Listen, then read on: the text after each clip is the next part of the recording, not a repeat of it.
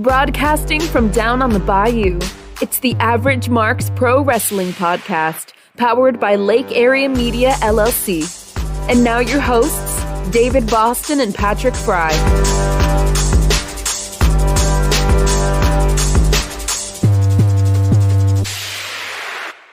And welcome to episode 94 of the AverageMarks Pro Wrestling Podcast. Check us out online. We're everywhere where you are.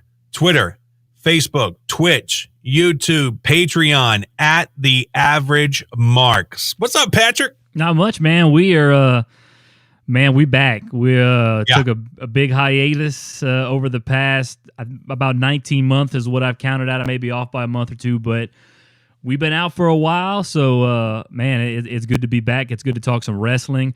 A lot has happened in the wrestling world since we've been gone, since September of 2019. Plenty to catch up on, but we're not going to sit here and just catch up on everything. We're going to talk about what's happening now because for the most part, you probably already know what's happened in the past 19 months. But we're back, episode number 94, and we're coming off of a big weekend in pro wrestling, of course, with the biggest wrestling event of the year, and then some big news dropped today that we're getting ready to talk about here. So, but what we're going to talk about today on the AverageMarks episode number 94, we're going to talk about the WWE releases today. They did their spring cleaning, I guess is what a lot of people call it. And then, of course, we're going to recap WrestleMania this past weekend. What a 2 nights it was. Very interesting things happened over at WrestleMania this past weekend. And then now the Wednesday Night War is officially over. We're going to take a look at we're going to kind of recap it, I guess, a little bit. It's interesting that we've been gone so long. We were literally took the hiatus right before the Wednesday Night Wars started, and now we're back right after they're over with. So, it's almost like we took a hiatus almost exactly during the Wednesday Night Wars, which is just I find it somewhat ironic, but we're going to talk about that, recap that. And then also, you got some stuff in the rumor mill, right? The rumor mill is back as well, and we're going to talk about that as well. So all of that is coming up here on the 94th episode of the AverageMarks for April 15th, 2021. That's right. As you see the crawl on the bottom of the screen, www.collarandelbowbrand.com. They're a sponsor of the show. You can use the code AverageMarks, one word, at checkout and get 10% off your entire order. And I don't know if you can see it here, Patrick. Let me make it a little bit bigger. This shirt says only Marks. Mm-hmm. So I thought that'd be apropos for our first one back. Oh, yes, sir. You're right. And it's on sale right now. before we were on the air, I saw you looking. I was like, well, that's a very appropriate shirt for this show. Yeah. It is $24.99. No, it's not, Patrick. It's been marked down to $19.99. Oh, there we go. So a crisp, who's on the $20 bill? Is it Jackson? I don't carry cash as much anymore, so I forget who's on what, but a crisp Jackson will get you this shirt. Yes. Only Marks, and you'll have some change left over because you get 10% off that $19.99. Yeah, use the code TheAverageMarks at checkout. Yeah, most definitely. To save you some money, and you can get some pretty cool wrestling streetwear. Not only do you help Al Snow, but you help your boys as well because you pay the same low price, you get 10% off, and they kick back a little bit to us, and it helps us pay for Melon, what we're broadcasting on. It helps us pay for other things as well, and it's just a really nice gesture. All right, you ready to dive into the first topic here? Let's do it. All right, DB. Well, I was writing out the rundown earlier today, and I started off with WrestleMania. Obviously, it was a big weekend in Tampa Bay this past weekend, so I'm putting down some details. And in the middle of me, writing down the details of the WrestleMania recap, I start seeing Facebook posts, tweets. The first one I saw was, I think, was, I love that's a great one right there. I love that. Now you're gonna make me just not stop laughing. But you're fired. So the first one. So of course, a year ago today, and I didn't even know this either until it happened again today. Was they called it Black Tuesday? I believe was where or something where they let go of a bunch of WWE superstars. All in one day. It was on April 15th, 2020, and obviously with the pandemic and everything, I wouldn't say we were surprised or we weren't surprised, but it was a big deal. It was a big dump of talent and everything. And then exactly 1 year later, right on cue, we get some more talents that are being dropped. I got the list right here: Billy Kay, Peyton Royce, two that were surprising. Billy Kay's actually release statement came out, I guess I would say about 30 minutes before we knew Peyton Royce, because they kind of staggered out some of these names earlier today. Billy Kay was the first one I saw on Twitter. I saw Tucker, Mickie James, two were some more that came out early. Yeah, I know. And, Mickie, a lot of people weren't surprised about Mickie. They weren't using her. She's a legend and everything. She's kind of, she's run her course. Maybe guess she can go spend more time with her thin-skinned husband because, we're still blocked on Twitter from Nick Aldis. Yeah, Nick Aldis blocked us on Twitter. I'm sure if you go back and listen to one of our old episodes, we have the story of that somewhere. But Mickie James and then, of course, Peyton Royce, as I mentioned. So the Iconics as a team, even though they were split up in WWE, are now free agents. Kalisto, I think it was Kalisto. Yeah, he was a former United States champion. Yeah. He's been released. This guy, I'm not even sure if I've ever heard of him, but Wesley Blake. Wesley Blake? Yeah. Wesley Blake. I never heard of him either. Chelsea Green also, who I've at one time deemed the great value version of Peyton Royce, but dang, they just look alike. But man, I tell you what, she's she's coming into her own, but apparently also, not. Well, yeah, I guess not. At least not with WWE. But Bo Dallas also, and then the biggest surprise of them all. And I listed him last just because Samoa Joe is now a free agent. Well, at least in 90 days, he's going to be free agent because all of these people do have to wait the 90 days. They have the 90-day no-compete clause, which will be up on July the 14th and is also a Wednesday. And we know what television show comes on Wednesday nights at 7 o'clock on TNT. But, it'll be interesting to see where all these, these talents go. Samoa Joe, like I said, was surprising. Billy Kay was surprising to a lot of people because she's entertaining in her own right. She's they never really, her and Peyton, they never really showed off their in-ring skills a ton, but like their personalities and them on the mics and just their presence and their entertainment value was really up there. And not to mention they're both gorgeous women as well, but they're just entertaining. I always found them entertaining. I found their promos more entertaining than their matches. So You know what's funny? You're talking about them right now. You remember a few years ago when they came to the Lake Charles Civic Center and you were out there broadcasting live on Facebook? I do remember that, and that's probably also in the archives of our Facebook page. They wanted so bad to get out of their car and come talk to you guys. And the first time it got ruined by the security guy. And then the second time it was Randy Orton's bus had to come through. Yes, I do. And they couldn't come talk to you guys because they had to keep moving.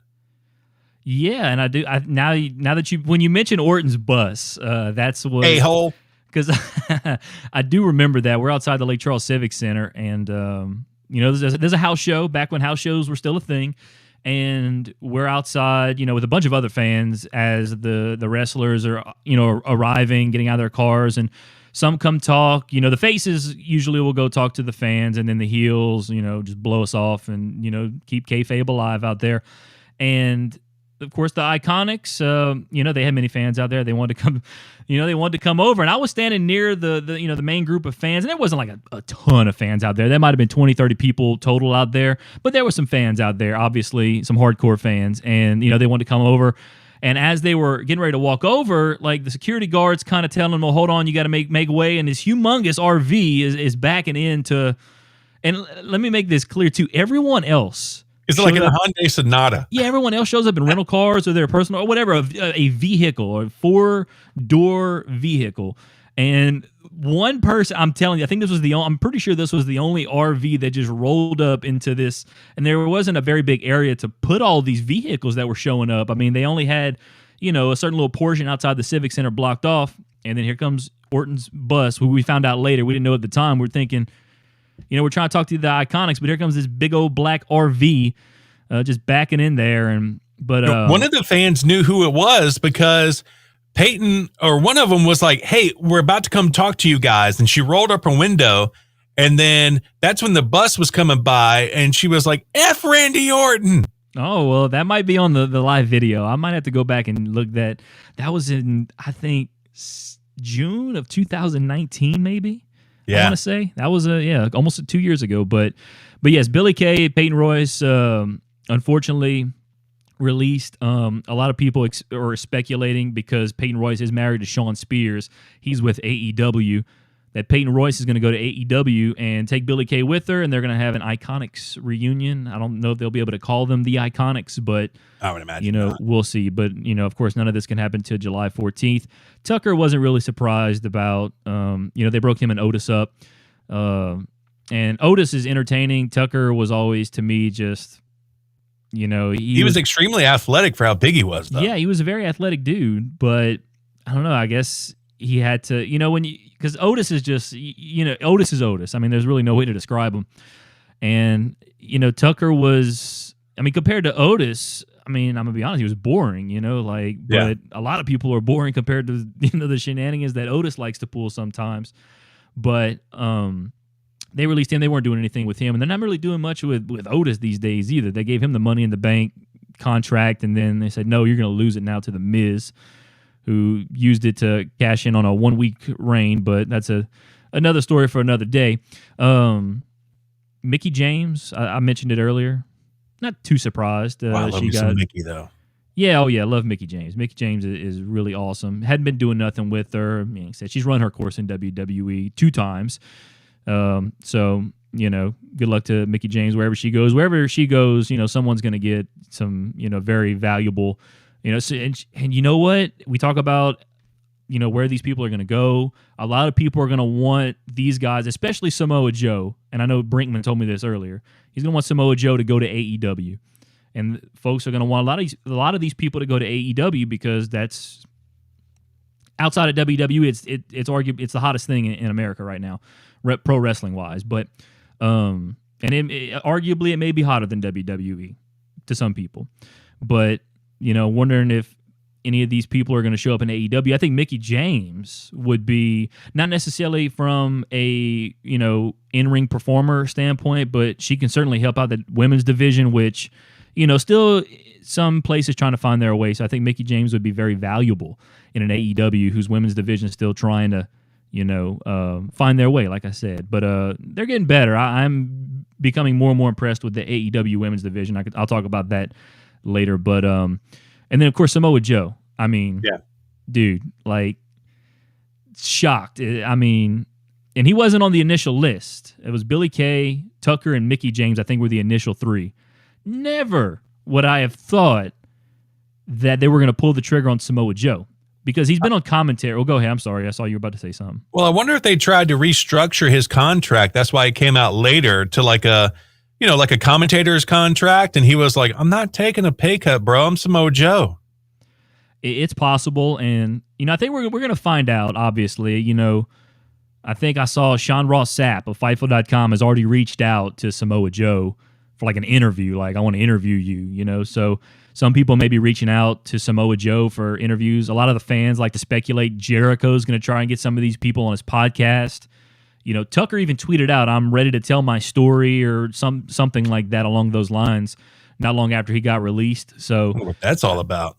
But now WWE is saying it's because of budget cuts, which, okay, hey, it could be. But, I guess they have their reasons. But certainly Samoa Joe was very surprising, considering he was coming off of commentary. And it is possible that what you're saying is true, because a lot of people thought that, obviously he was on commentary because he was injured. I want to say it was concussions. He kept getting concussions. I'm not 100% sure on that, but I thought I read that somewhere. Don't quote me on that. But, he was taken off of commentary. We're thinking, all right, WrestleMania, usually after WrestleMania, it's kind of a reset. It's like a new season, start of a new season in WWE. So people thought, okay, maybe he's been cleared to wrestle. He's going to get back in the ring. I was personally hoping he would get back in the ring too and mix it up with Bobby Lashley. Because Bobby Lashley, beat Drew McIntyre at WrestleMania pretty handily. And Drew, right now is arguably the most formidable opponent for Bobby Lashley. But next in line, healthy-wise, I would say, it could be Samoa Joe. But now he's been released, and, now he's 90 days. He's going to be somewhere else. It will not take him long to find work. I promise you that.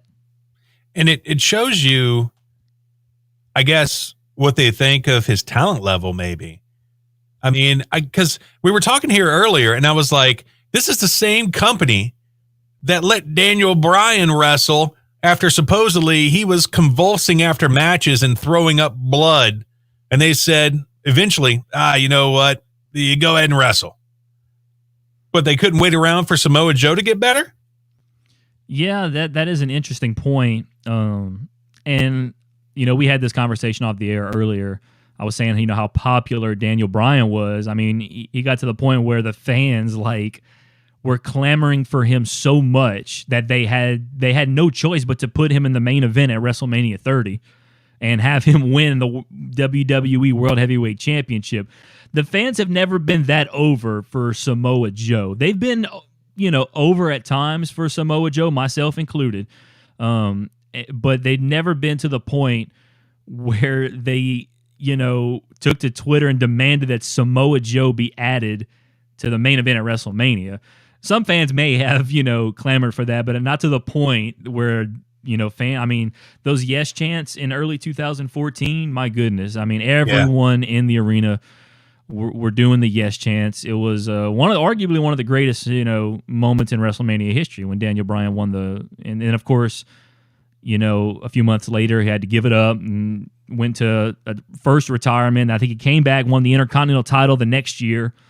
Well, no, he wasn't retired at that point. He got injured again, came back, won the Intercontinental belt, and then had to retire. Eventually came back 2 or 3 years later. Back in 2018, he came back at WrestleMania 34. And since then, and then he turned heel, also as well for a little while. So he just, them injuries really, I guess, took a lot of steam out of his just momentum and fans still, like him, but he just, he was white hot in 2014. But Samoa Joe was just never, I guess, quite to that point, and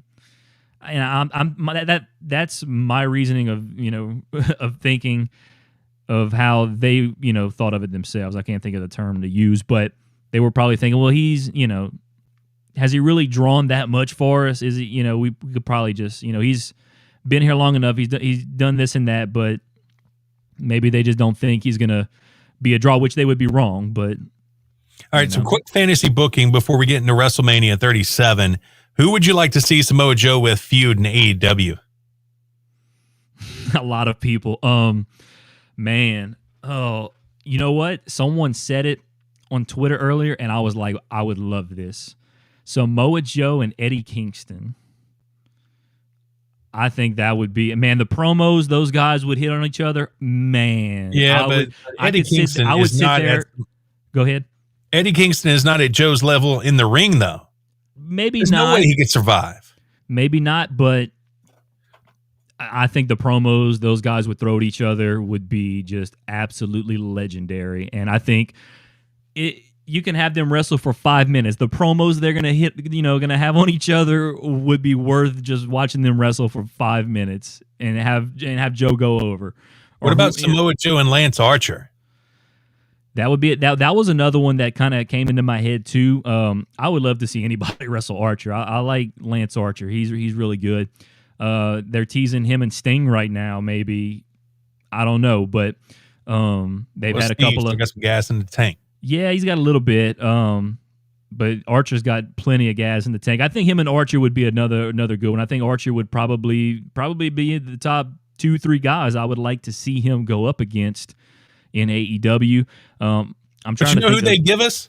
They give us Samoa Joe versus JD Drake. Well, I don't know if they're going to give us that, but even Samoa Joe and Christian, I would like to see that. Two vets who are still can still go at a very high level. I think that would be great. And I mean, those two they've run into each other in TNA. They got a little history there, so I mean that's you'd like to see that, but the people that are in the chat, no matter what platform you're on, go ahead and hit us up. Who would you like to see Samoa Joe feud with in AEW? Yeah, who fantasy book this Samoa Joe's first feud in AEW if he goes there, or just give us some feuds you want to see. Not necessarily, it don't even have to be first, but yeah, would love to see who Samoa Joe could possibly match up with in AEW. And there's a chance maybe he doesn't, go to AEW. He might go somewhere else. I mean, he's going to be a pretty hot, commodity. Tony Khan's going to want him, and of course Samoa's going to want that paycheck.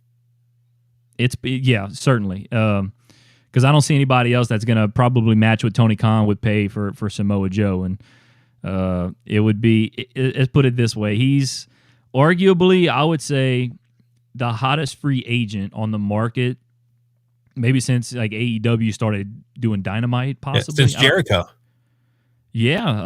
Possibly. Yeah, I would say he's up there. Or Jericho Moxley. I mean, like when AEW started, I'm talking about since, because they got the Bucks, they got, Cody, they got Omega, they were all free agents at the time, Hangman, and then you had Jericho, who was a free agent as well. But since Dynamite has started, these guys have already signed, there's really been, I'm trying to think of, Sting was out there, but Sting was pretty big free agent, I guess. But he doesn't compete to the frequency of what Samoa Joe does these days, or at least before he was injured. So, yeah, I mean, I'm trying to think of someone else who was a hotter free agent out there than Samoa Joe is right now. But I mean, I'm having a hard time just because I can't remember. But there may be some guys who are out there in the free agent market who, or certainly like Christian, maybe even. Christian was probably, a pretty hot free agent. Like, it seemed that Tony Khan, they really wanted Christian after he made that appearance at the Rumble, and he wasn't. It was just a one night only thing with WWE at the Rumble, and Tony Khan, they were pretty quick to pull that trigger and get Christian to a multi-year deal.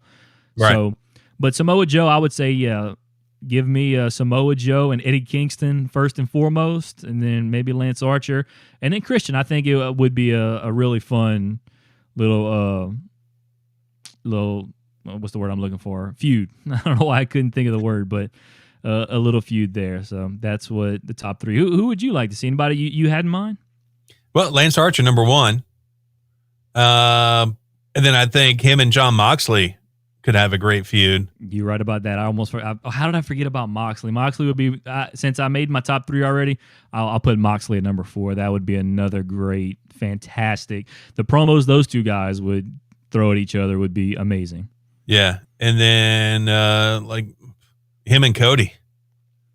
Okay, yeah. That'd be pretty good too. Yeah, like I said, I don't know why I was thinking of, I don't know, I guess I was trying to think too much outside the box, but oh god, I think Joe, but you know what? I think Joe is going to, whoever he feuds with, it's going to be great just because Samoa Joe is that good. Right. I mean, I remember when Samoa Joe got he went one-on-one with Lesnar back at Great Balls of Fire 2017.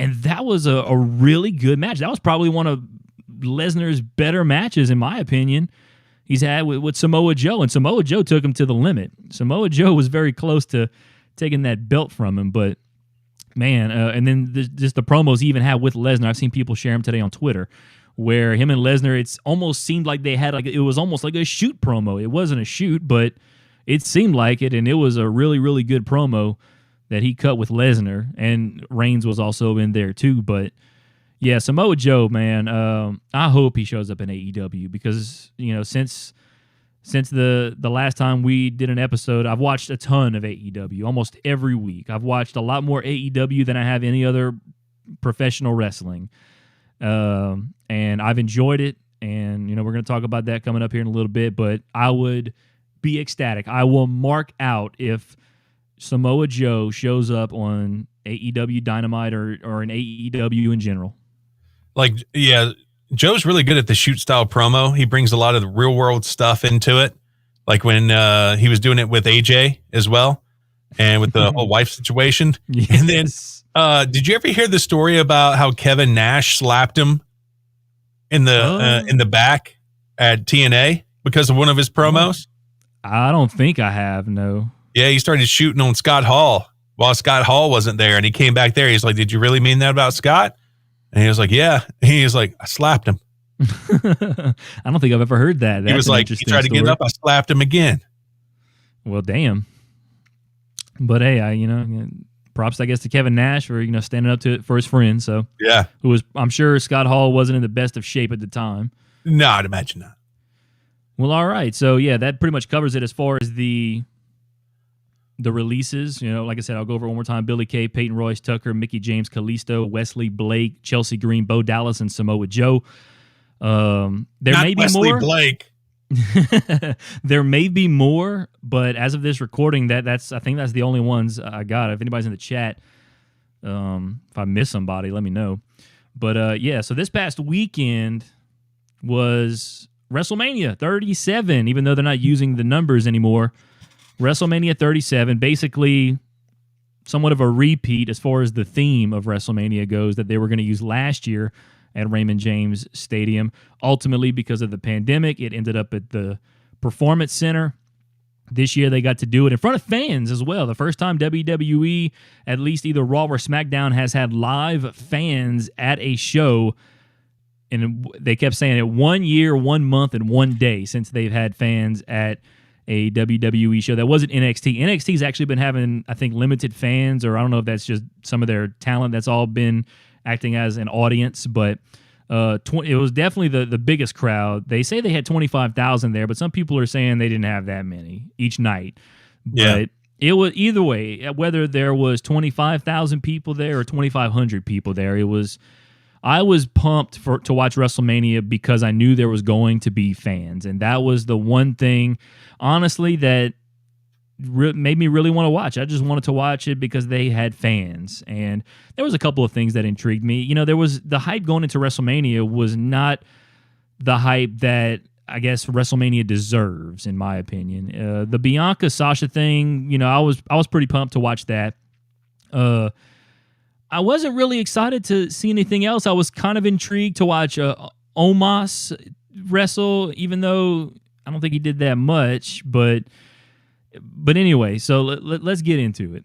WrestleMania Night 1, Saturday night. The main card starts at 7 o'clock, and me as a fan, I'm getting hype. I'm like, dude, like I was hype. I was almost as hype as if I was there. And because I knew there was going to be fans, I was ready to hear some fans' reaction. So WrestleMania starts at 7 o'clock, and there had been terrible weather conditions all throughout the day over there in Tampa on that Saturday. Even, I think, like an hour and a half before the pre-show started, the fans had to, like, evacuate was the term they used. I think they had to go into the corridors or whatever the case may be. But terrible weather coming through, and they had to do a rain delay, but then they allowed them to come back. WrestleMania starts 7 o'clock. Vince comes out, gives this big speech with all the superstars on the stage, talking about, for the past year and change, we've, our talent has, our superstars have performed tirelessly for you, but we always knew there was that one thing missing, the most important thing, and that's you, the WWE Universe. And welcomed them to WrestleMania, welcomed them back, and things like that. And it was a pretty cool little moment that Vince came out at the top of the show with all of the talent on the stage and did that. And then, the intro comes in. I'm jacked up because, the WWE production team, they always put together one hell of an intro for WrestleMania. Well, WrestleMania comes on the air. They go down to Michael Cole and the now free agent Samoa Joe. I think it was Samoa Joe, or maybe it was Corey Graves. I don't remember. And Byron Saxton, whose mic ended up not working. But, they send it. And then the first thing Michael Cole, welcome to WrestleMania. We unfortunately have to let you know that we're now officially in a rain delay. So the show started like it was. I think as the show was starting, they realized, oh, crap, we have to go to a rain delay. So they scramble. Because this is like on the fly now all of a sudden. They scramble, and Drew McIntyre and Bobby Lashley are supposed to be up first. And, this is supposed to be the first match back with fans. And, they did America the Beautiful. The jets flew over. I mean, the fans were ready to burst. I was ready to burst at that point. And then the rain delay comes. And, all the fans have to go back out into the corridors. And I think that kind of, I don't know, took a little bit of life out of them, I think. I don't think the reactions were probably as loud as they would have been had we not had a rain delay and everything. But the fans' reactions were still good. I mean, Drew came out to a pretty good pop. Lashley even came out. I thought he had a decent little pop for being a heel, but I think they were just happy, hey, we're glad to be here. We're happy. We're excited. Yeah. They put on a good match. I had picked Drew to win it, and Bobby won. I was very surprised, but I wasn't upset about it because I think Bobby Lashley, it's been a long time coming for Bobby Lashley. He's always had that look, and now, he's the WWE champion. He's looking unstoppable. I mean, he's a guy that, when Lesnar was on his run, there wasn't many guys that we could think that could legitimately beat Lesnar, but Bobby Lashley was one of those guys. So it's nice to see Bobby Lashley holding the WWE Championship for the first time in his career, and he's been in WWE. Well, he went to Impact and then came back, but he was in WWE, 13, 14 years ago. Yeah. And, he won, I think did he win the Intercontinental belt his first time around? I don't remember. I know he won the U.S. title maybe, but then he won the U.S. title in his second go around, and then now eventually, he beat The Miz, which, it was kind of a squash match. He beat The Miz, and then I was thinking to myself, I want Drew to get that, that big WrestleMania win for the title in front of fans because he didn't get that luxury last year. And then Bobby beats him in a shock to me, but I think it was a pretty good match. And I'm not mad about Bobby Lashley winning at all. I was like I was saying, I was thinking, man, it's gonna kind of suck that Bobby's gonna have to give it back to Drew because I really thought Drew was going to win it. But I'm actually, kind of happy that Bobby still got it. And it's terrible they broke up the Hurt Business though. Man, that was, I don't know what the reasoning. Apparently, it was just Vince. It was like break them up, and even we had this conversation too. Bobby and MVP went to Vince directly. We're like, we don't want this faction to break up. We want it to keep going.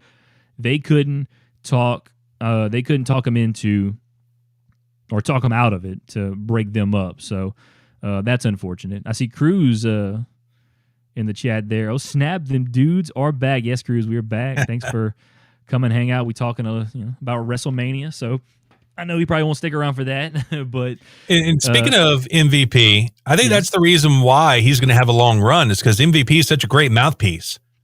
The guy's so charismatic and so great. I think they're going to keep Bobby Lashley on top for a while. And hopefully Bobby Lashley's breaking them off with some good meals and some watches and some new cars. Because, as I was saying earlier, talking about Samoa Joe being released, I thought since he was going to come off, and a lot of folks thought since he was coming off a commentary that he had been cleared to wrestle and he was going to get back in the ring. And to me, he's one of the top guys who should be challenging Bobby Lashley or could give Bobby Lashley maybe a legit threat to take that title. But now he's gone. So I'm trying to think of other people off the top of my head that are, on Raw. I mean, you want it from The Miz. I don't see The Miz getting it back from him. He just lost to Bad Bunny, which was a very impressive performance, I must say. We'll talk about that in a little bit. But Bobby Lashley, they need to let him run with it for a little while, at least through the summer. Get him to SummerSlam with it, and we'll see who they get for SummerSlam. Maybe they have fans. Maybe they bring Lesnar back, because Bobby's been wanting that Lesnar match. Maybe I don't even know if Lesnar is technically under contract right now with WWE even, but I think that at some point that might be the guy to take it off of him. I don't know, but I think you need to have him hold on to it through the summer, get him to SummerSlam, and give him Lesnar. He's been wanting Lesnar. I think that would be I think that has a chance to be a fantastic match, him and Lesnar. And then, I think the story kind of tells itself there just because of Lesnar did MMA, Bobby did MMA, and things like that. They got a lot of similarities, so to speak. So they could tell a really good story there, I think, with Lashley and Lesnar. Right. I'm sorry. I feel like I'm talking a lot, so I want to let you get in on the conversation here. But no, you're good because you saw WrestleMania. I didn't.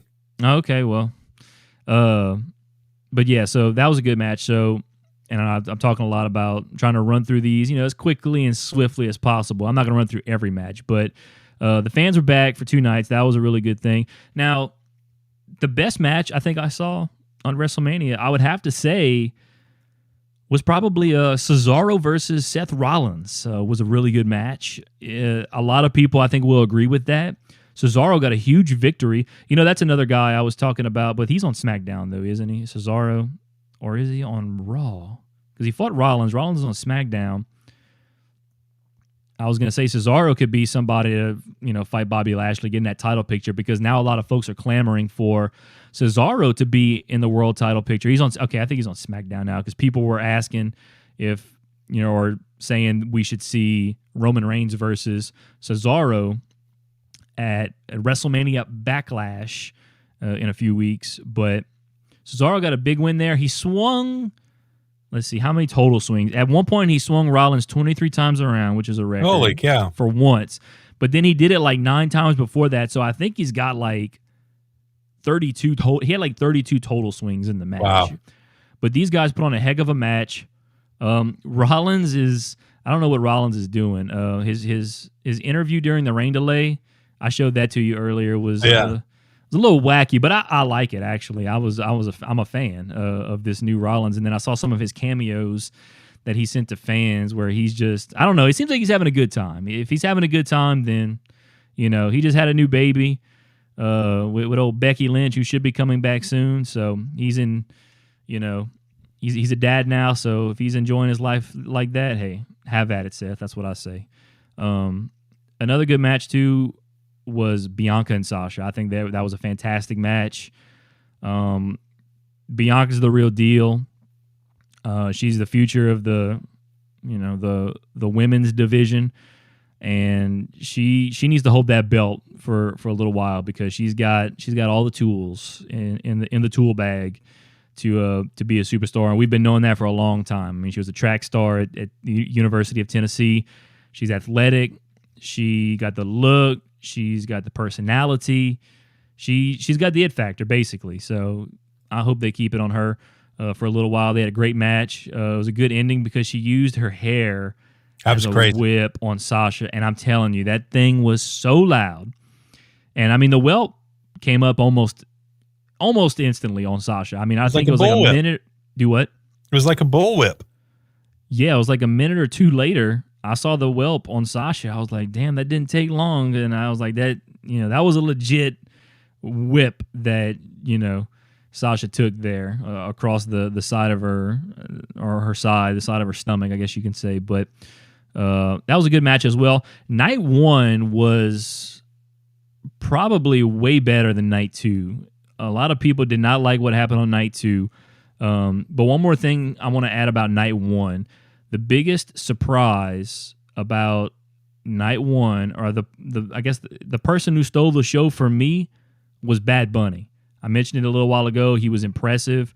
I mean, because a lot of celebrities come in there and they look like they don't know what the hell they're doing.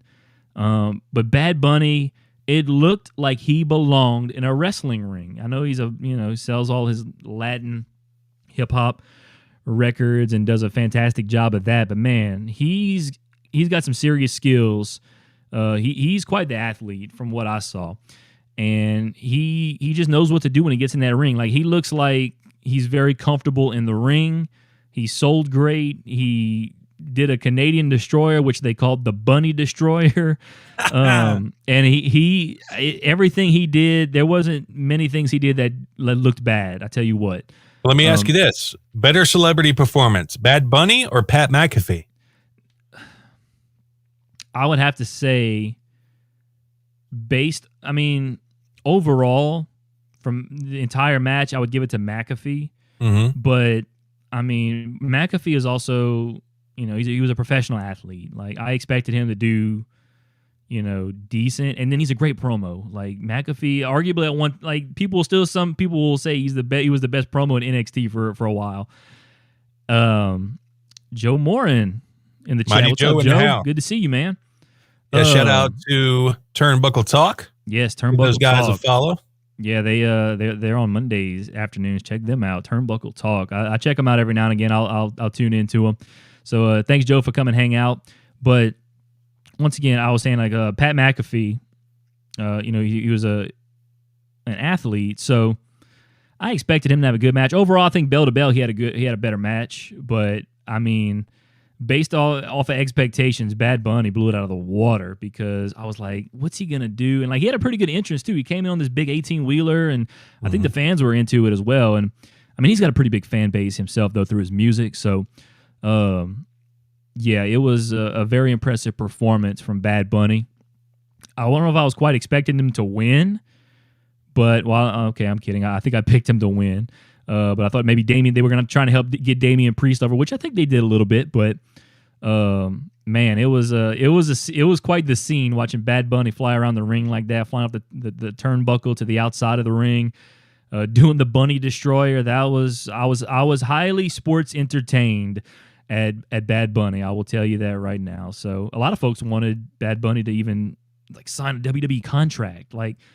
They were like, WWE, you got to sign Bad Bunny, or you got to see more of him. A lot of folks were like, I would be happy to see more of Bad Bunny in a wrestling ring. So, great job by Bad Bunny. He came in, he's also been a fan for a long time too. So, he put some respect on the pro wrestling industry. Came in and did what he had to do. He didn't make a joke out of it or anything like that. He came in and he did everything like a true professional wrestler. Well, if we get another variant of COVID, people might get that because he won't be able to go on his, like, tour.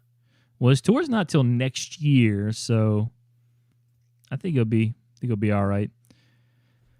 Yeah, look, that's what Joe agrees. He, if I can get my mouse to work here, glad he took it seriously and wasn't just cashing in. Yeah, you're right, and I don't know how much they paid him. I'm sure they paid him pretty well.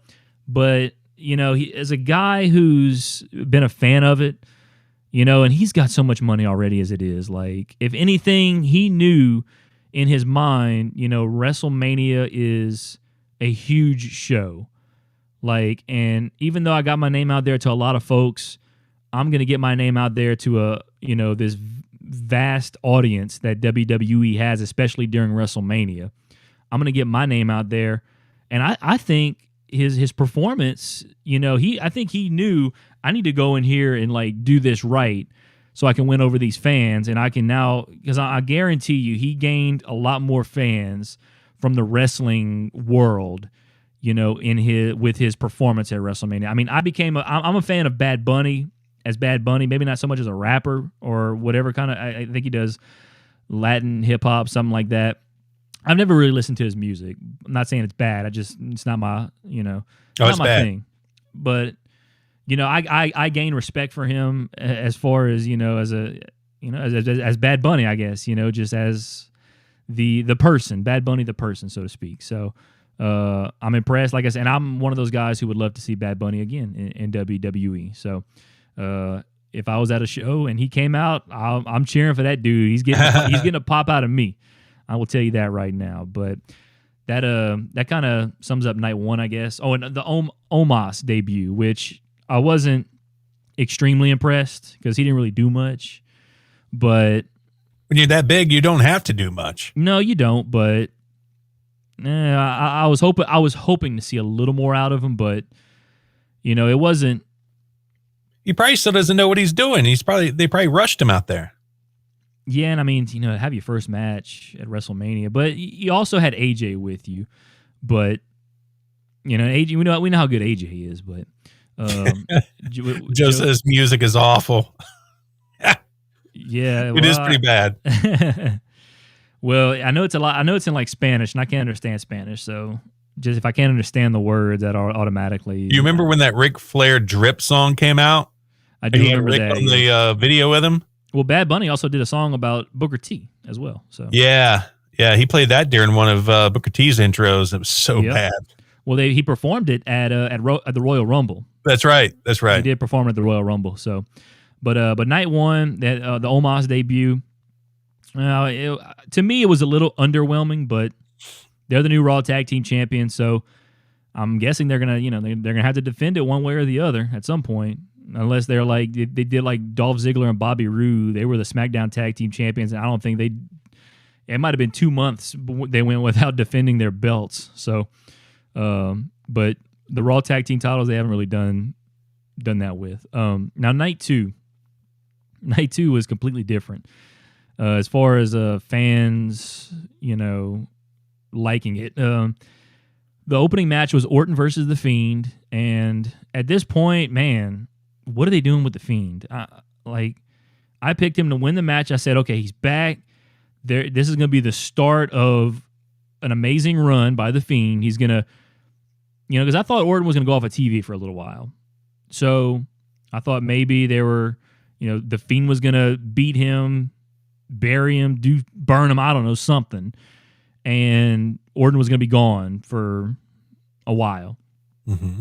And, Alexa Bliss came out, and the entrance was fantastic. I loved The Fiend's entrance. He was in this giant, what they call those things, a Jack in the Box? Yeah, Jack in the Box. Yeah. And Alexa comes out to her, the Alexa's Playhouse theme, and she's out in her cute little outfit or whatever, and there's the big Jack in the Box at ringside, and she's turning the whatever you want to call it, the lever, and they're playing the Jack in the Box song, and then when it's done, pops open, the Fiend's music hits, he comes up out of there. Really cool entrance. I thought the entrance was so cool. And then he kind of like walked around up there like he didn't know where he was going for a second. I thought he was trying to find a way to get down maybe. And then he turns back and looks at Orton for a little bit. And then he just jumps off the box onto Orton, and then they start fighting. And they keep the damn red light on, too. The fans hate the red light. I don't know why they use it, but it's like all red during his match. And I'm not a fan of it either, but... I can imagine Cornette. Bucky the Beaver likes the red light. It's so cinematic. Probably so, but...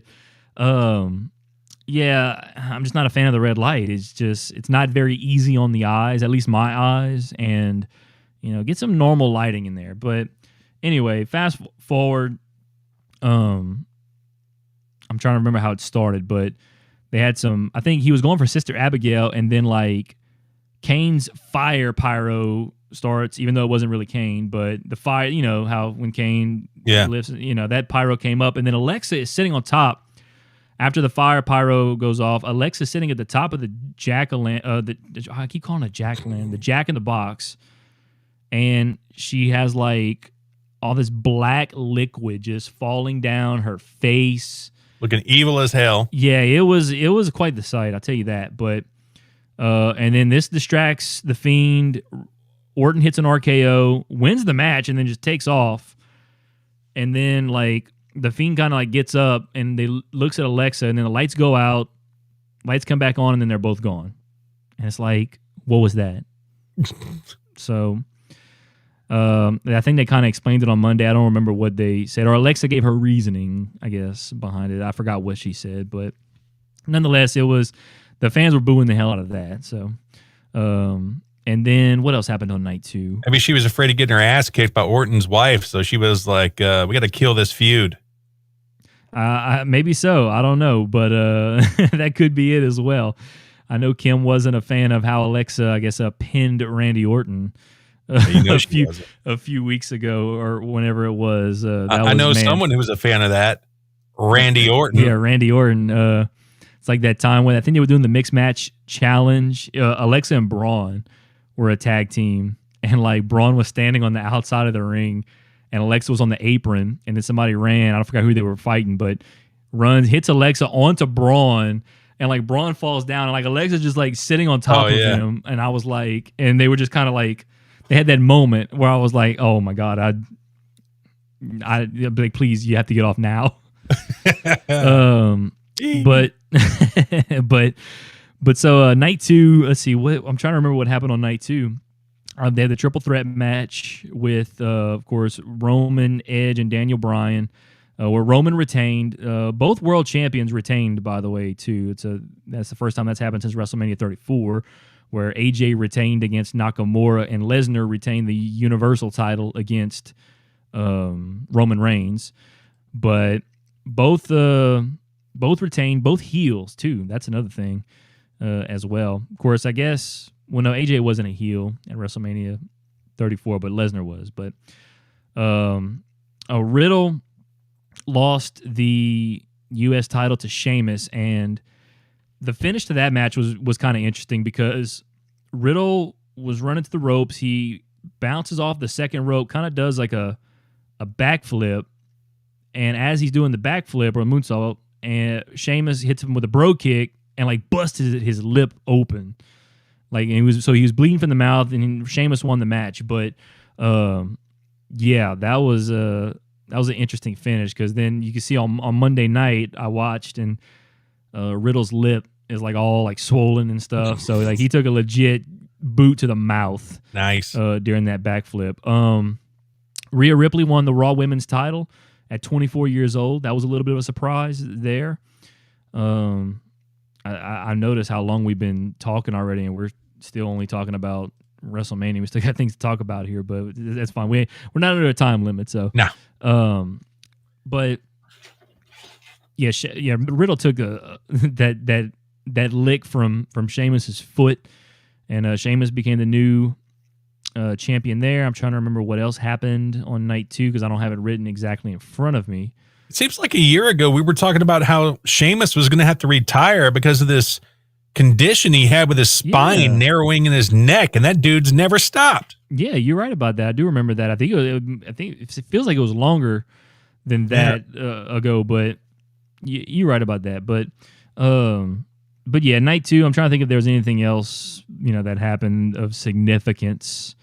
The Bellas came out and God bless them, both of them beat up Bailey, who was trolling Hogan and Titus O'Neil. By the way, they were booing the hell out of Hogan at WrestleMania, and WWE, I'm pretty sure, was trying to pipe in some like cheers, like so that it wasn't noticeable. But I saw a live cell phone video. It wasn't live when I watched it, but somebody was filming at WrestleMania. When Hogan was talking, you can definitely hear everyone booing him. So that was very, very interesting. But yeah, so WrestleMania overall, night 1 was better than night 2. I I enjoyed it though for the most The part. overall experience on like a grade school grade level here, A to an F. Me, I would give it. I tell you what, after night one, I had it at about a B plus, but after night two, I don't want to give them a C because overall I enjoyed it. I'd give them a B minus. B minus. I would give WrestleMania, and that's just me. Everybody has their opinions, but I thought it was good. Yeah, wasn't the best WrestleMania ever, but it wasn't the worst. So I don't even know what the worst one was. All right, Wednesday Night War is officially over. Finite. Do what? I was giving you some Bad Bunny there. Finito. Finite. I don't even know if that's Spanish. And it's pretty clear who won the Wednesday Night War, considering the loser moved it to Tuesday nights. But we're going to do a little recap of the Wednesday Night War. It was obviously a big deal. It was something fans kept up with every week. The ratings, because you got your NXT people and you got your AEW people, and they were going at it. Even last night I'm in this Discord, the Internet Wrestling Discord. I think that comes from Reddit, and they have an AEW Dynamite chat room, and there was so many people in there talking about NXT this and WWE that, and everybody was like, "What the hell's going on in here?" We're supposed to be talking about Dynamite, and it was an interesting chat last night. So I think a lot of the folks who typically watch NXT or WWE, they were like, "We're going to check out AEW," and as a matter of fact, the ratings showed that. But before we get to the ratings of the first week post Wednesday Night War, let's talk about the war itself. It started, of course, on October 2nd, 2019. And since then, I think there's been 75 Wednesdays where they've gone head-to-head. And of those 75, out of the total viewership, Dynamite won 63 of those. NXT won 10 of those. And there was two Wednesdays where they tied. So 63 out of 75, Dynamite won total viewership. Sounds pretty dominant, you would say? Shouldn't we expect that, though? I mean, AEW, Dynamite, that's their main show. Yeah. Right? Their developmental shows are just on YouTube. Yeah. Now we have a WWE developmental show. These guys, up to WWE standards, aren't necessarily main roster talent just yet. That's why they're in their developmentals. Shouldn't AEW won?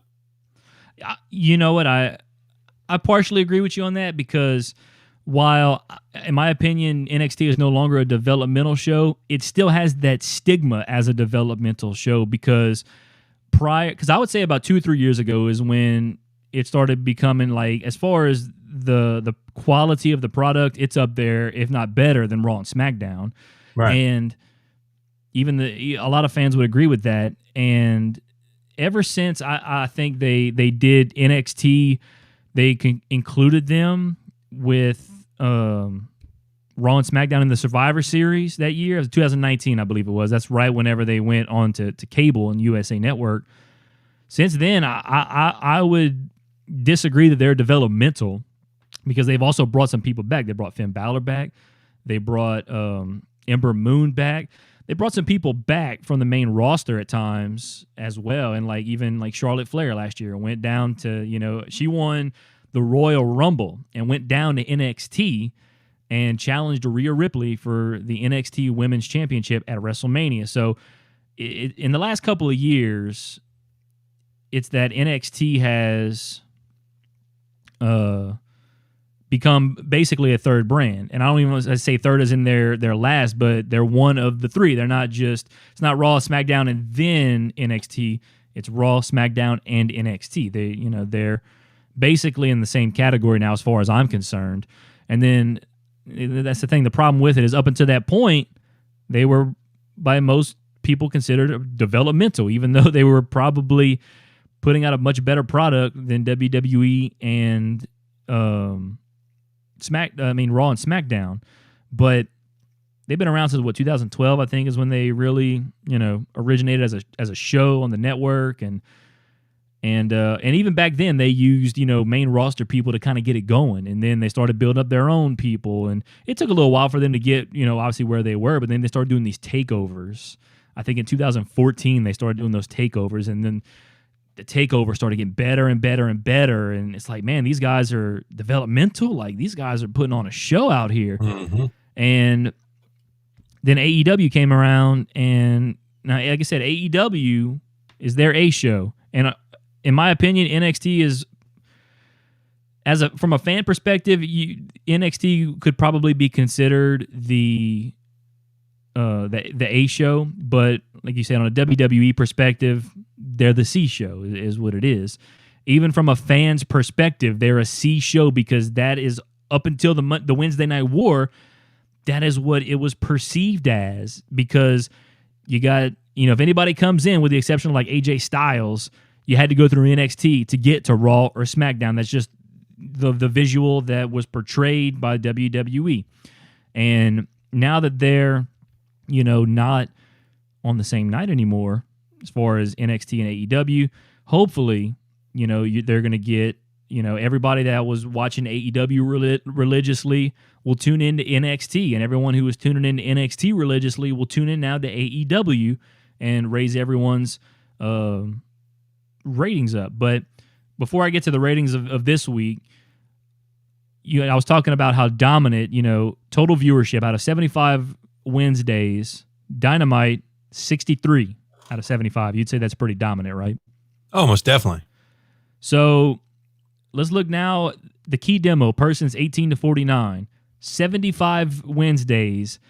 The Dynamite won the key demo out of 75 nights, 74 out of 75 nights. Won the key demographic. NXT won one night. I don't even remember what night it was, but one night NXT, and it was back early in the war. It was probably early 2020 maybe. I think NXT got a .27 and AEW got a .25, so barely beat them.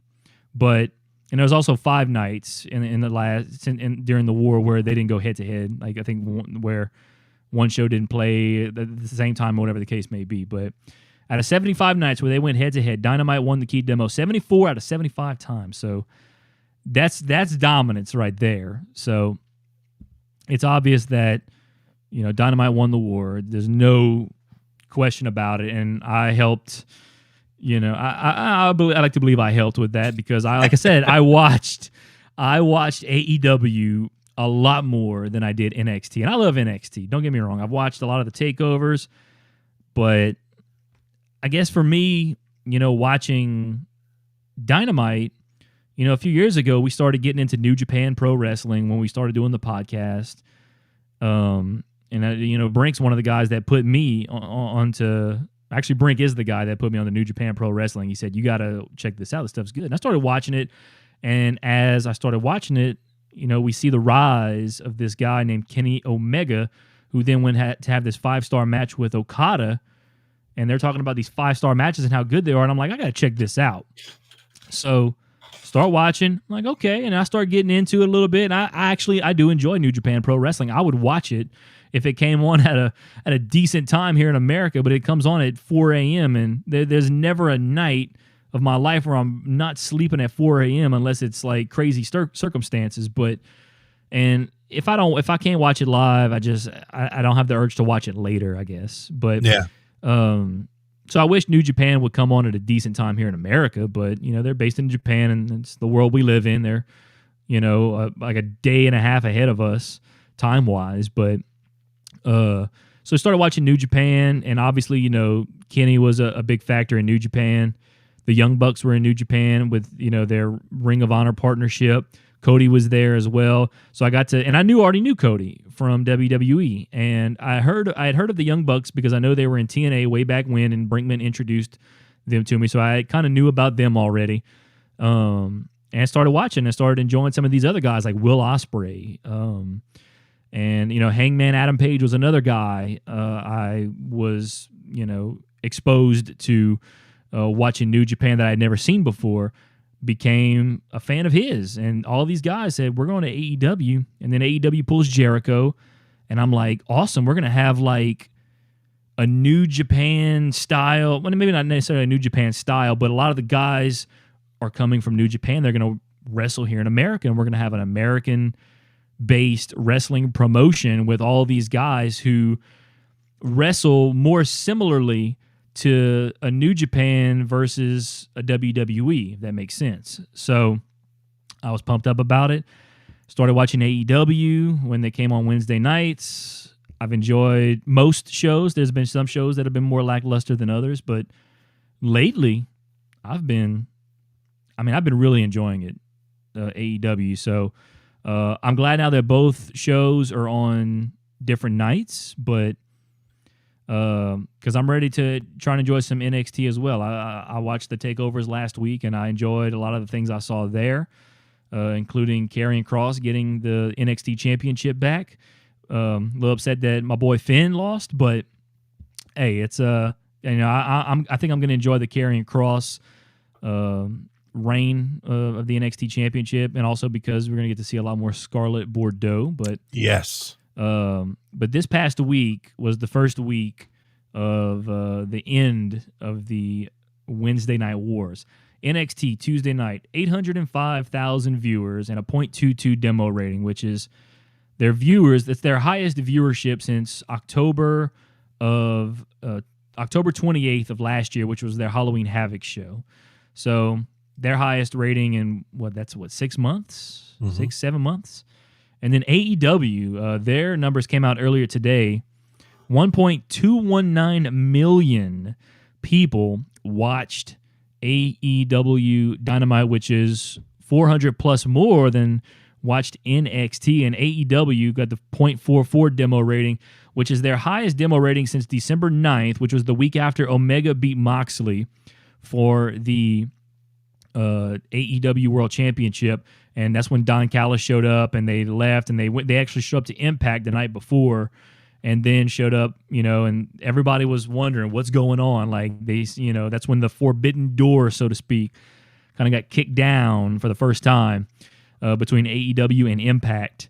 And so they got that rating there. But before that, it hadn't been since October 23rd of 2019. So it'd been well over a year since they had gotten that .44 demographic, which was the last time they had that high of a demo rating. And also the viewership this last night for AEW was their second highest viewership ever, behind their debut episode. So things seem to be looking up for AEW. It's going to be interesting though, because there's a lot of talk about all the NXT diehards said, we know what, we're going to tune in and see what AEW is all about, because we hadn't been watched. Because there's, as crazy as it sounds to me, because I've been watching it every week, there have been people who probably have not watched a single minute of Dynamite or AEW for that matter. So they have no clue what's going on in AEW. They've been watching NXT every Wednesday night. There may be those people. So those people tuned in last night. We'll see if, next week, if they tune back out and see what the ratings look like, Well, I think this just shows that AEW fans are a bunch of a-holes, because the NXT fans were cool enough to check out AEW, but the AEW fans said, screw NXT. We're not watching them on a Tuesday night. Well, there's the shows go on. So we're going to find out and see, now that, because like I said, maybe some people, for hypothetically, I'm assuming 200,000 more people watched NXT this week than the previous week, and all 200,000 of those were AEW fans. Maybe, I don't know, but maybe they liked what they saw. Either that, or it was people who were logging on to watch Jag on USA, maybe, and they were like, "What the crap is this?" Who knows? But I like what NXT's doing. So they got Taya Valkyrie now. Kushida's the new cruiserweight champion. A lot of folks who probably watch AEW has watched New Japan. Remember Kushida? He was a big thing in New Japan, and now he's in NXT. He's the NXT cruiserweight champion. So he won after who's the other guy that won it last week? Issued an open challenge. Kushida comes out and wins the belt, but bad time to issue an open challenge. Yeah, I know, right? But it'll be interesting to see, next week what the ratings are. If AEW goes down? If so, how much they go down? If NXT goes down, how much? Or the movement from this week to next week will be very interesting. It's gonna, I think it'll say a lot about where the ratings could be heading for each show, right, moving forward. Now that they have to go head to head with one another.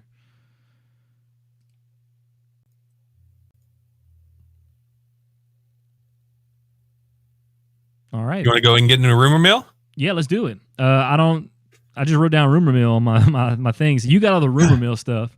Yeah. I don't know much about it. You gave me some vague, the vague topics of them, but wanted to keep it kind of secret. Yeah, I like secrets. I'm all about secrets because I give a natural reaction to it. So we talked about Riddle getting blasted in the face from Sheamus. Now, according to CageSeats.com, the United States title match, it was changed at the very last second. Riddle was supposed to retain, but it was adjusted in favor for continuing the feud with Sheamus. What do you think about that? I think I did read something about that. And you like the feud they're having? Are you entertained? I'm a fan of Riddle right now because it's funny because they're making him out to be like a stoner without actually saying he's a stoner. And like it's so funny, but I'm enjoying anything that Riddle's doing right now. I'd love to see him continue to fight Sheamus for the US Championship. Because as long as Riddle's got gold around him in WWE, they're going to use him, especially if hopefully they're going to use him at least. But I'd like to think they will. It's more likely they will use him if he's got gold versus if he doesn't. So I'd like to see the U.S. title get back on to Riddle. And I know I did read something about how originally it was supposed to be Keith Lee that was actually supposed to have the United States title, and then they had to take him out of that match, I think at Fastlane maybe. I think because he got COVID, and hopefully he's going to be back soon. I think they'll throw him into the picture as well, the U.S. title picture. So I don't know if Riddle's going to continue to be in it even or not. I don't know. It depends on when I guess Keith Lee's going to come back. But yeah, I would definitely love to see this feud continue and Riddle get back that belt because I'm enjoying some Matt Riddle as of late. I keep saying Matt Riddle. I know his name's Riddle, but it's Matt Riddle as far as I'm concerned.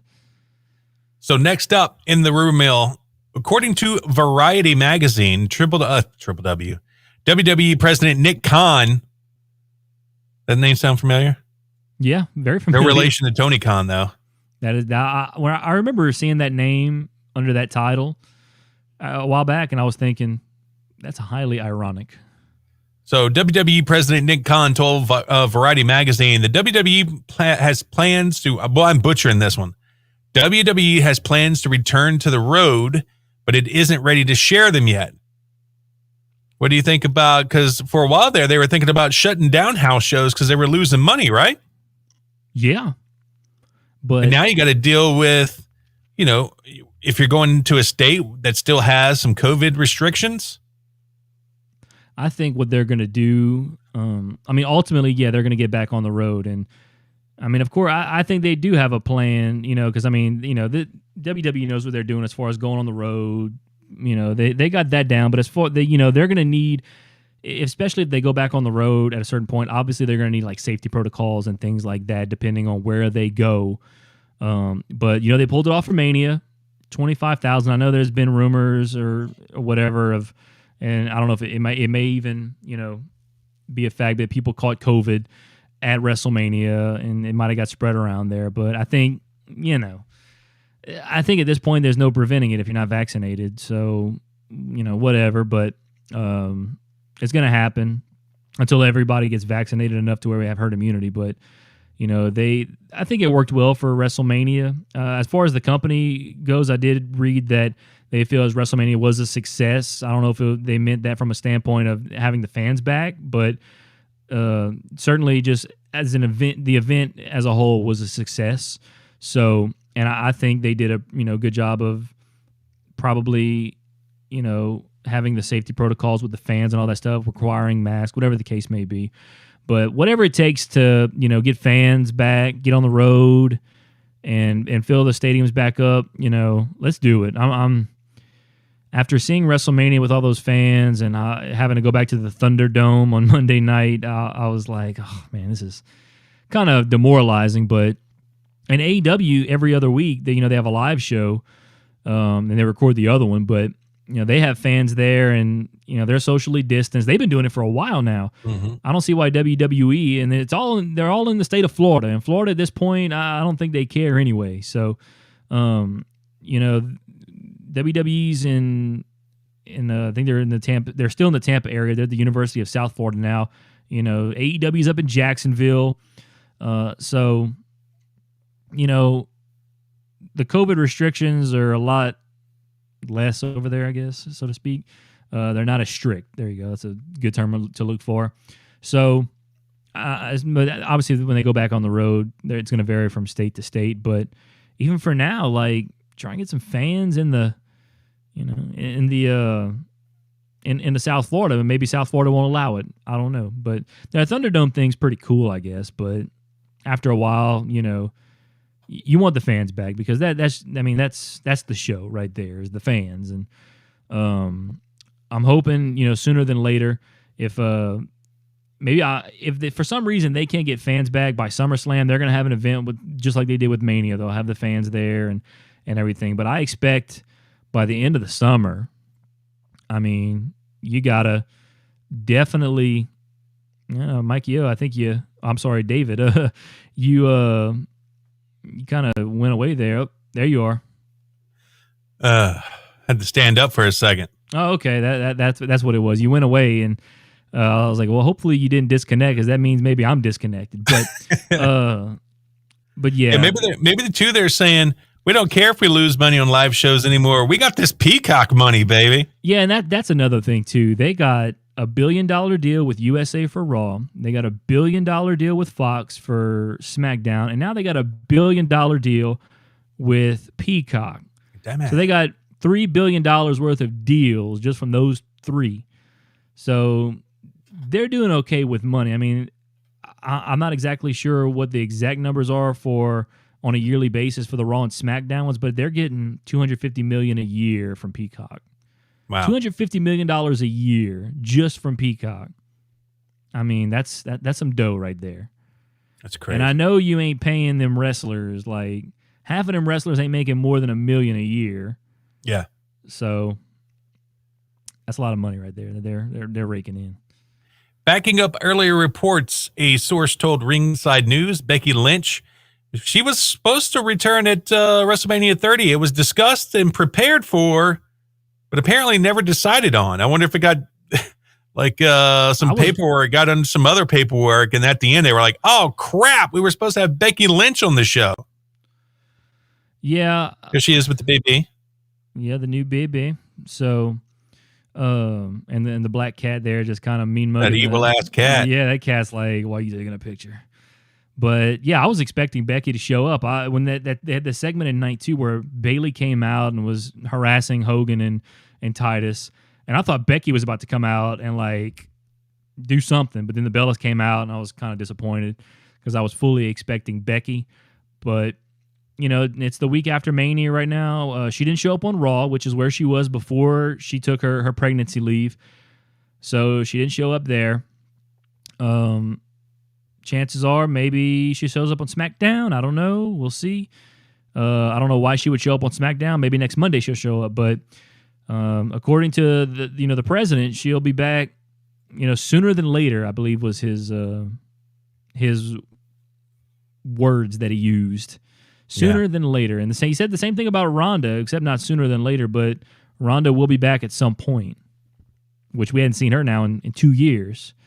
So she was supposed to go start a family, and I don't know what she's waiting on, but apparently Travis is shooting blanks. Well, maybe they're having troubles. If they're having troubles, that's their business. But I thought that was the reason why she took a hiatus, and whether or not they've tried and failed, I don't know. But well, she probably was like, "Damn, I made all this money, and it's really fun sitting at home playing with all these chickens and goats."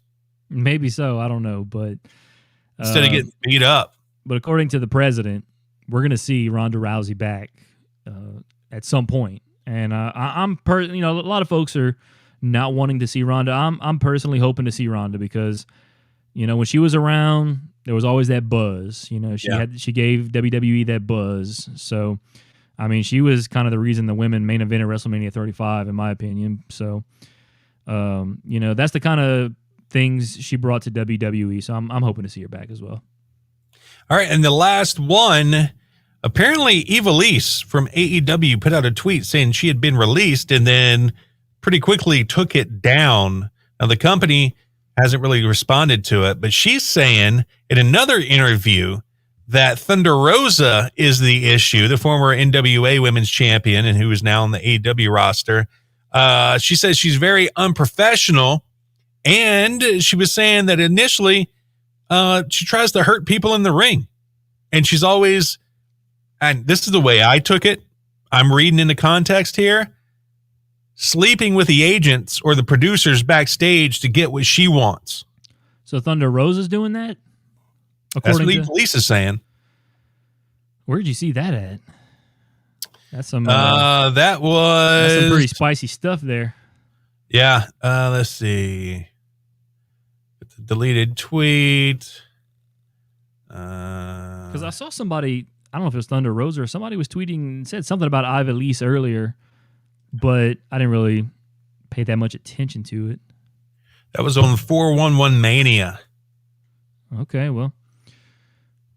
Oh, we have a new release from WWE, which was probably right as we went on the air because it was an hour ago. But Mojo Rawley has been now released from WWE. So Mojo Rawley has been added to the list of releases. Where did Matt Cardona go to? Did he go to Ring of Honor? Or is he in Impact? I want to. He showed up at AEW for a little bit. Yeah, but I don't know if he's. I think he's Ring of Honor. He might be. I'm not 100% sure where he's at right now. But yeah, Mojo Rawley has been added to the list of releases for today, so there could be more. Could we see a Hype Bros reunion? I wouldn't mind it. I enjoyed the Hype Bros. I think, if they show up in another, like if they show up in Impact or a place with fans, I think the fans will appreciate it. And the story that you told about Mojo Rawley, about the power that he has over the females, was absolutely epic. Oh yes, that was probably the same night, or it was one of those nights that WWE came to Lake Charles, and I think it was a different night. When we were talking about Peyton Royce and Billy Kay earlier, trying to talk to the fans, and Orton's RV coming in and ruining that. But one night we had like second row seats to a house show in Lake Charles. And there was, I don't even remember who was with me, but they had a group of girls, I think, sitting a couple of rows behind me. And Mojo Rawley comes out. And let's preface this by saying, if you have them in the Southwest Louisiana, the caliber of women down here, as Borat would say, quite nice. Yeah, everywhere you go, well, I say not everywhere, but most places you go, especially like a bigger city like this, there's going to be some quality of women. But not Portland. Well, I've never been to Portland, so I don't know. But not Seattle. And I don't even remember getting a look at these girls, but they were. I would have hung out with them. Let's just say that. But Mojo comes out, and I think I don't know if it was before the match or during the match or after the match, but at one point he spots him, and he's kind of talking to him or whatever. And I don't even remember what was said or whatever, but I think he got the attention of a WWE official and said, "Hey, those girls, bring them backstage." And probably like maybe 20, 30 minutes later or so, an official comes up to him and they brings him backstage. And I don't know what happened after that, but you know what happened after that. Nah, I don't know. I don't want to speculate. Come on. But I'm not even sure that they went back there to see Mojo, but I put two and two together, and it seemed like maybe Mojo told one of the officials or somebody, say, "Get those girls." And I'm sure he's not the only wrestler that's ever done that, but he's the only one I've ever seen in person do that. So shout out to Mojo for pulling those girls. Hopefully you had a good time with those girls, and good old-fashioned Southwest Louisiana girls. That's right. Some good Southern girls. Well, Patrick, that's a show. 94, almost in the can. Yeah, we got to work on our timing a little bit more. We went I was not thinking we were going to go over time, but I know I talked a lot. We had 2 nights of WrestleMania. Usually we only have 1 night. Yeah, you're right. And I talked a lot, and I got to work on that too. So I got to let you get some more words in edgewise, dude. Well, if you're talking about, just like I said, if you were talking about WrestleMania 37, all I can say is, yeah. I didn't watch it. I'm gonna work on that for next week, so that way you can get some shine to it there, Mr. DB. Oh, that's all right. But all right, man. Yeah, go ahead and I got nothing else. If you got nothing else, take us home. Yeah, if you're still in watching us on here, thank you so much for sticking in. We got 2 viewers right now. That's a pretty good on the first episode back after almost a 2-year layoff. Shout out to everybody watching right now. Come back next Thursday, 6 o'clock. We'll be here every Thursday, 6 o'clock. That's right. And follow us on Facebook, Twitter, YouTube, Twitch, at the AverageMarks. Also, right down there, you see our Patreon page. If you like what we do and you want to give $1 a month, that's the place to do it. We sure would appreciate it. If you want to get you some wrestling streetwear, collarenablebrand.com, you can get 10% off your order with the code word, the AverageMarks, 1 word in the checkout. All right, Patrick, get us out of here, son. Outro.